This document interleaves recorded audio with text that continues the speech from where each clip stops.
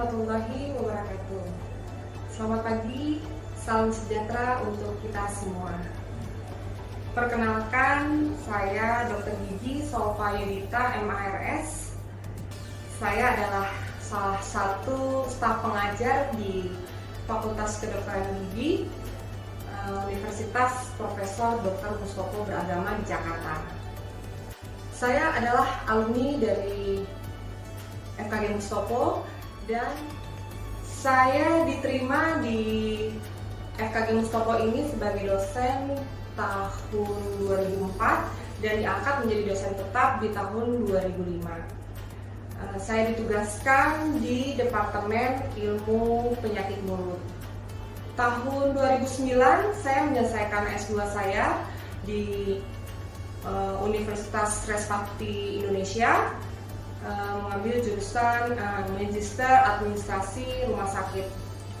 Kemudian saya kembali ke FKG dan masih bertugas di ilmu penyakit mulut.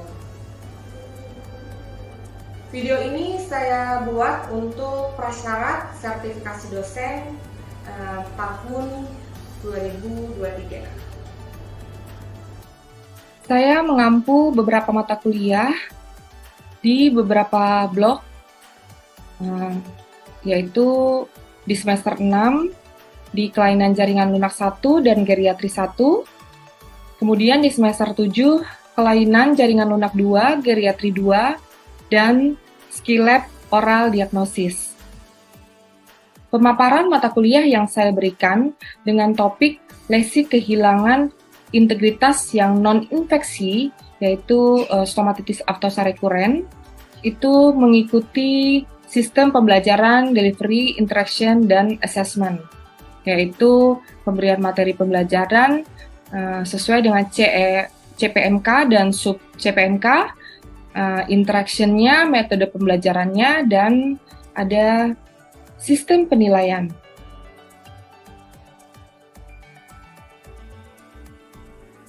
Sebagai contoh, salah satu materi yang saya berikan adalah tentang lesi kehilangan integritas terkait non-infeksi, yaitu stomatitis aftosa rekuren.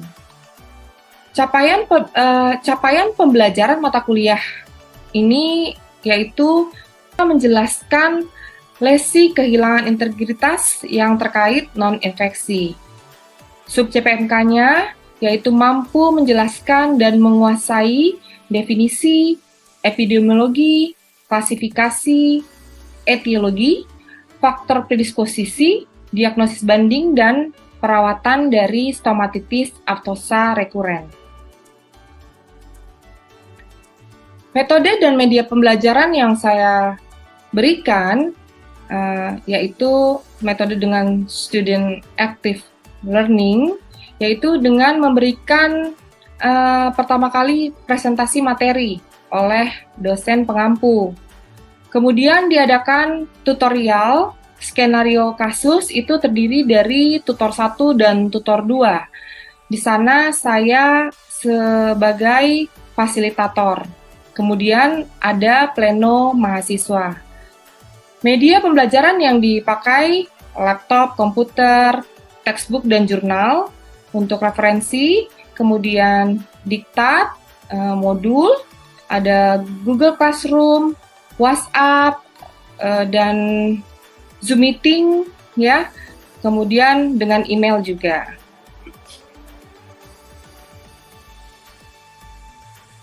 Sistem penilaiannya itu ada penilaian kerja, ya, presentasi dan diskusi kelas, dan partisipasi dalam perkuliahan. Ada penilaian makalah dan tugas skenario kasus. Kemudian ada penilaian sikap. Dan terakhir adalah tes tulis, UTS, dan UAS. Instrumen penilaian yang dipakai adalah dengan rubrik, ya. Salah satunya adalah rubrik penilaian makalah, presentasi diskusi kelas, dan tugas skenario kasus. Tutorial itu penilaiannya 50%. Ya, jadi kalau UTS dan UAS itu 25%, 25%. Kemudian ada penilaian perilaku selama mengikuti perkuliahan. Dan kemudian soal-soal ujian tengah semester dan ujian akhir semester. Berikut ini akan saya tampilkan video saat saya memberikan pengajaran dari blok kelainan jaringan lunak 1 dengan topik materi lesi kehilangan integritas non-infeksi, yaitu stomatitis aftosa rekuren.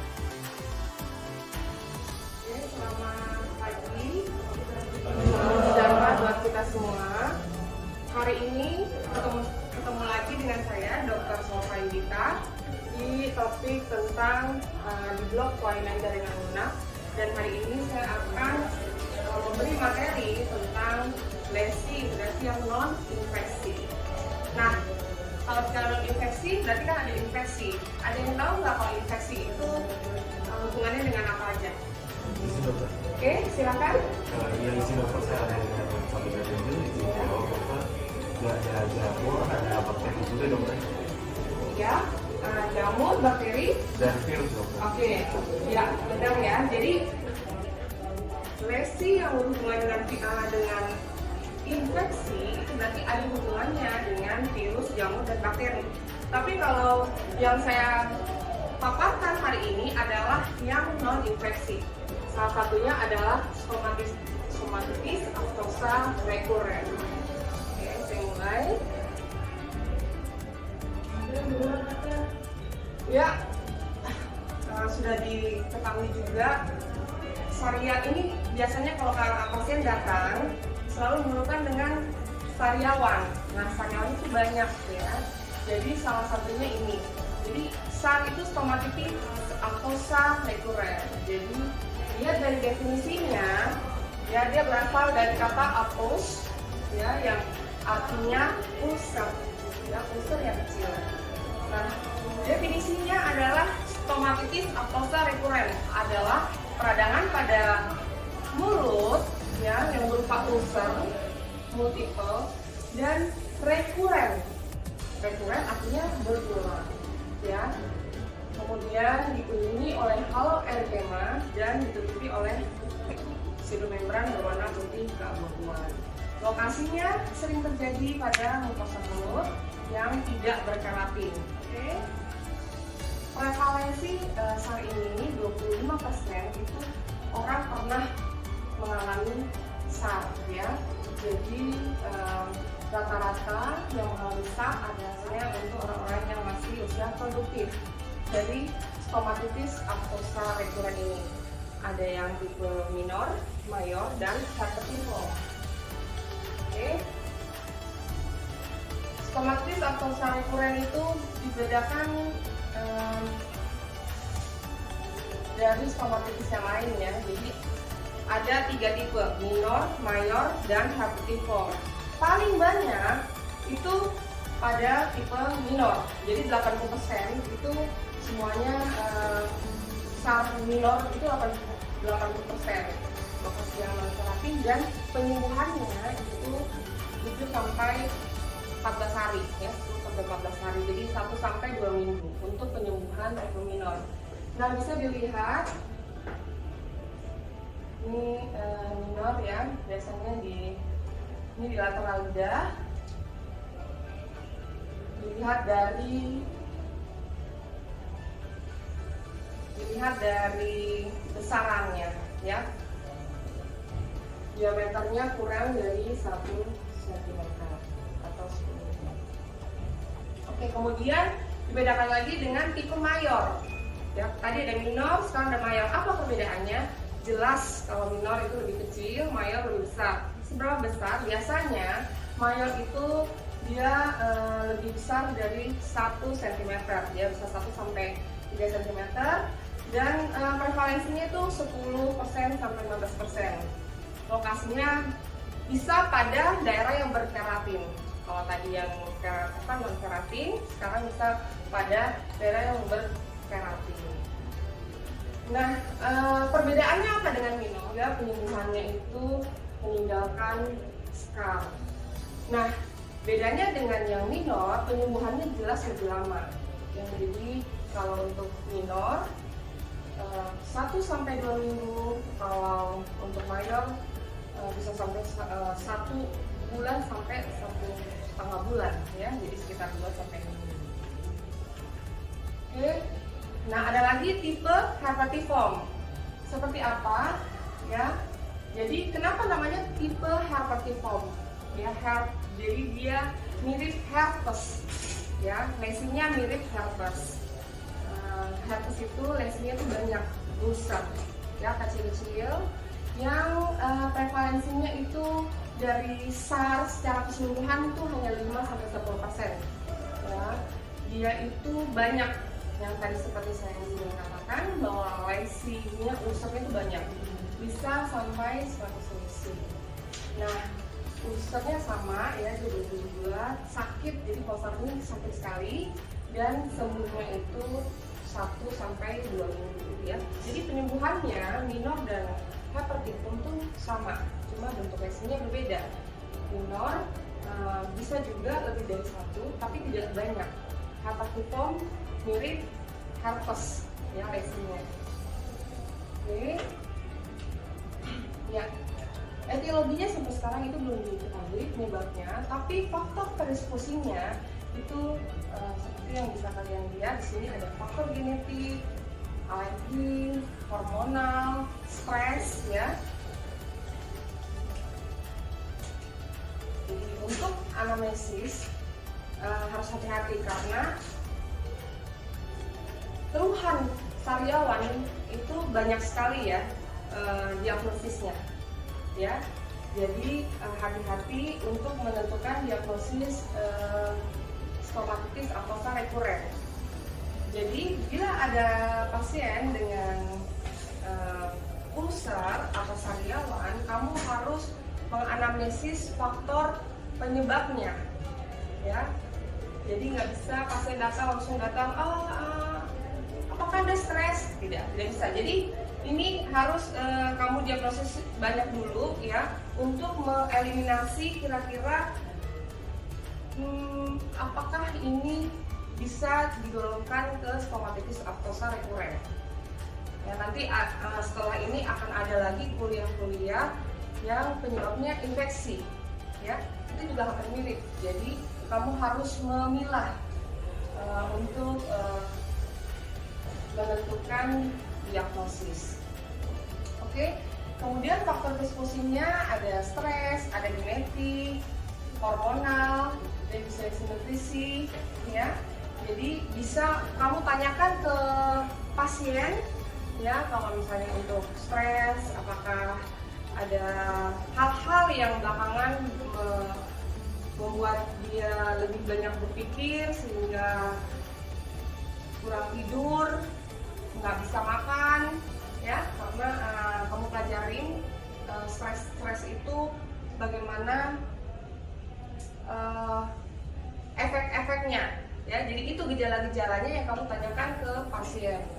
Kemudian definisi nutrisi, tadi ada genetik. Kalau genetik berarti menanyakan kepada pasien apakah ada orang tua atau keluarga yang menderita hal yang sama.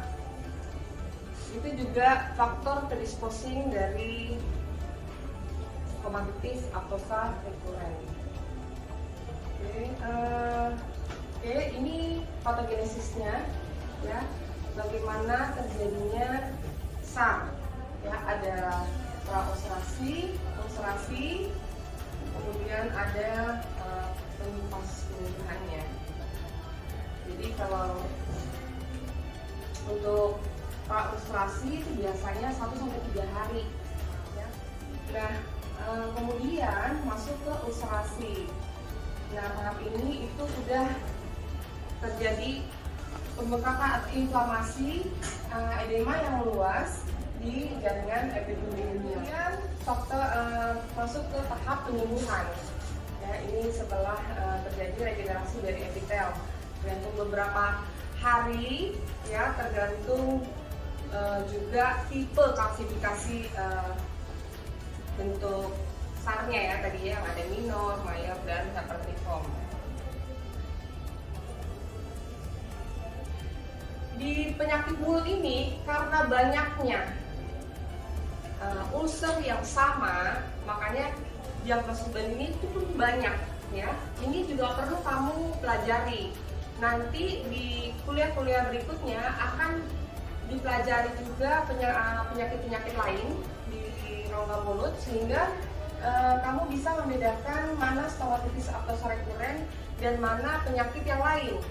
Jadi ulcer, karena kan kalau orang datang sariawan belum tentu loh itu SAR ya, karena di penyakit mulut memang agak susah untuk menentukan diagnosis. Jadi kamu harus menganalisis dengan sangat baik. Oke, kemudian ini ada salah satu ya diagnosis baginya, yaitu infeksi herpes simplex ya. Ini kenapa sama? Nah, kalau misalnya tadi yang seperti saya katakan bahwa tipe SAR itu ada beberapa macam. Nah, untuk DD infeksi herpes simplex virus ini kira-kira itu dibedain dengan SAR yang tipe yang mana? Kira-kira ada yang bisa menjawab? Ya, silakan. Oke, ya benar. Jadi, kenapa ini termasuk di dalam salah satu DD? Karena stomatitis atau herpetiform mirip dengan ini, infeksi herpes ini. Terus bagaimana kita caranya membedakan dengan herpetiform yang SAR tadi dengan herpes simplex? Oke, dari penyebabnya. Ya, makanya kenapa tadi saya bilang bahwa penyebabnya itu sangat penting kamu ketahui untuk anamnesis. Ya, jadi virus. Kalau herpes simplex ini penyebabnya virus. Nah, kira-kira kamu kalau misalnya virus, apa yang kamu tanyakan ke pasien? Kalau virus, oh ini gejalanya nih kayaknya virus nih. Tapi untuk memastikan apakah itu virus, apa anamnesis yang ditanyakan kepada pasien? Virus. Ada yang bisa jawab? Lupa ya. Virus. Biasanya kalau virus, apa sih gejala yang muncul? Ya, gejala prodromal. Ya, jadi ada demam. Ya, jadi pasiennya itu biasanya itu demam. Jadi biasanya kita tanyakan ke pasien, apakah berapa hari ini ada demam atau tidak enak badan. Biasanya tuh terasa demamnya ya. Jadi itu bisa ditanyakan. Sama ini juga ada virus juga ya, sama biasanya memang karena bentuk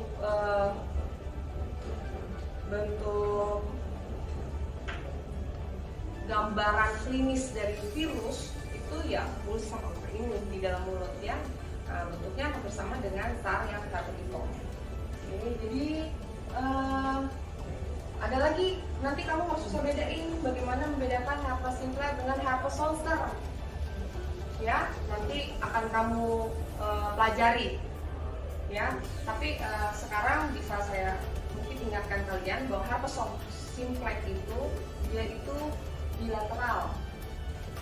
Jadi kalau kamu lihat di dalam mukosa mulutnya itu dia ada di sisi kanan, sisi kiri. Tapi kalau herpes zoster itu hanya unilateral. Jadi dia hanya di bagian satu sisi dan bisa ada ulcer di tubuh, di wajah, di tangan, dan itu hanya satu sisi, ya. Oral lichen planus, ya. Nanti kamu bisa pelajari. Nanti ini akan kamu dapat di kuliah berikutnya, ya. Ini perlu kamu ketahui aja cara perbedaannya seperti apa, karena ini oral lichen planus ini biasanya karena stres, tapi penampakannya itu ada namanya chemistry. Nah, saya agak susah menjelaskan karena kalian belum sampai ke sana, ya. Jadi nanti kalian perlu membedakan kalau ulcer yang ada chemistry-nya, chemistry itu kayak jala. Kemudian ada Behcet syndrome. Kalau Behcet syndrome ini ulcernya itu nggak cuma di mulut, ada di mata dan ada di kelamin ya. Jadi itu juga harus diketahui karena dia tipenya juga mirip-mirip ini, mirip-mirip mayor atau kadang-kadang hepatiform ya. Kemudian penyakit Crohn atau Crohn disease. Kalau Crohn disease ini itu karena ada, jadi ulcernya itu di usus, ulcernya di usus, dia manifestasi juga di mulut. Ya, ini karena penyebabnya belum diketahui, tapi ini karena autoimun. Ya, biasanya orang dengan kondisi ini demamnya tinggi, kemudian badannya kurus sekali, kalau BAB-nya berdarah, ya. Jadi itu perlu kamu tanyakan ke pasien juga. Kamu bisa lihat orangnya, kemudian ditanya lagi gejala-gejala apakah dia merasakan gejala-gejala seperti ini. Oke, untuk perawatan SAR ini, stomatitis aftovarikular ini, dia tuh sebenarnya sembuh sendiri, ya, bahasanya tuh self-limiting disease. Jadi sebenarnya ya udah dibiarin itu sembuh sendiri. Cuma yang mengganggu adalah rasa sakitnya, ya. Dan biasanya untuk perawatannya ini adalah mengurangi rasa sakitnya dan menghindari infeksi lebih lanjut, ya. Jadi biasanya kita berikan kortikosteroid, ya, yang isinya triamcinolone acetonide.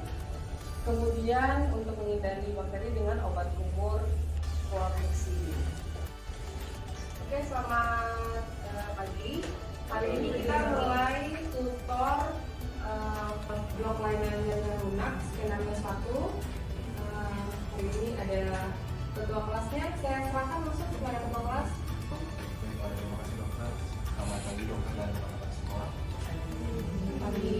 Pada pagi ini saya Arya dengan satu dokter akan menjadi ketua tutor pada pagi ini. Sebelum melaksanakan tutor, alangkah baiknya kita belajar secara dengan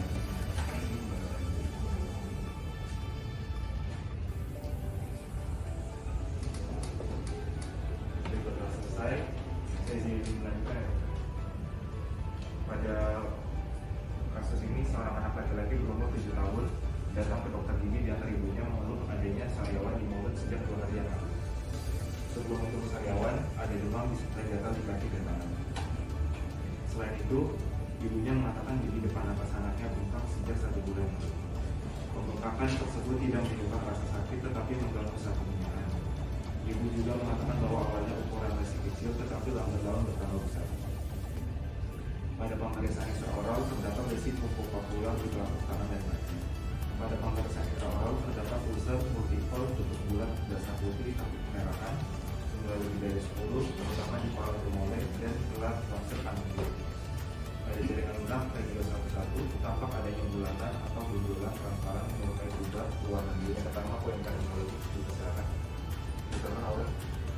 Baik, terima kasih Arya. Selamat pagi dokter dan teman-teman. Perkenalkan, saya Aurel dengan tim 123, izin untuk menambahkan poin terminologi yaitu ulcer. Terima kasih. Terima kasih untuk tambahan selanjutnya. Terima kasih ketua, permisi dokter dan teman-teman. Perkenalkan, nama saya Putri Widianti, bisa 35, izin menambahkan terminologi yaitu lesi. Terima kasih. Terima kasih dan tambahannya apakah ada dari teman-teman yang ingin ditambahkan? Silakan saja. Baik, terima kasih Arya. Selamat pagi Bapak Ibu teman-teman. Perkenalkan saya Nafisa dari Institut Kejelasan di Bidang Terminologi itu di Populasi. Terima kasih dokter. Dipersilakan. Baik, terima kasih Arya. Alhamdulillah teman-teman. Saya udah kita dengan Institut 32 ini menambahkan terminologi yaitu erupsi. Terima kasih. Terima kasih juga untuk tambahannya. Untuk teman-teman yang lain, apakah masih ada tambahan untuk poin terminologi?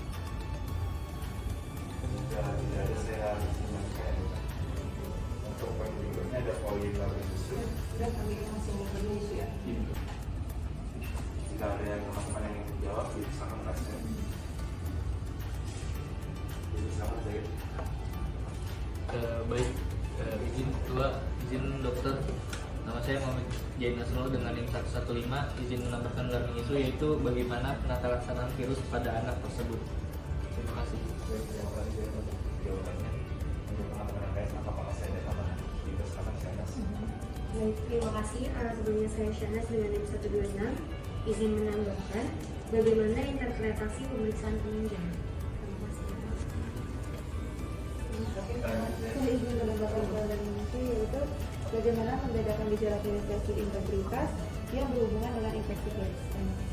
Terima kasih untuk jawabannya dari teman-teman. Apakah masih ada yang ingin menambahkan? Sudah tidak ada dokter. Mungkin dari dokter apakah ada tambahan? Oke, untuk hari ini sudah dikumpulkan pertanyaan-pertanyaan, akan ada tugas kedua, tugas-tugas untuk dikumpulkan di Google Classroom ya. Google Drive. Biasanya harusnya Google Drive ya. Iya. Soalnya ada juga yang di Google Classroom. Ya, Google Drive boleh dikumpulkan ke ketua dan akan dikirimkan ke saya. Jadi akan saya nilai. Baik, terima kasih dokter dan teman-teman semua yang telah meluangkan waktunya pada pertemuan pagi hari ini. Sebelum pulang ke rumah masing-masing, alangkah baiknya kita berdoa lagi, berdoa secara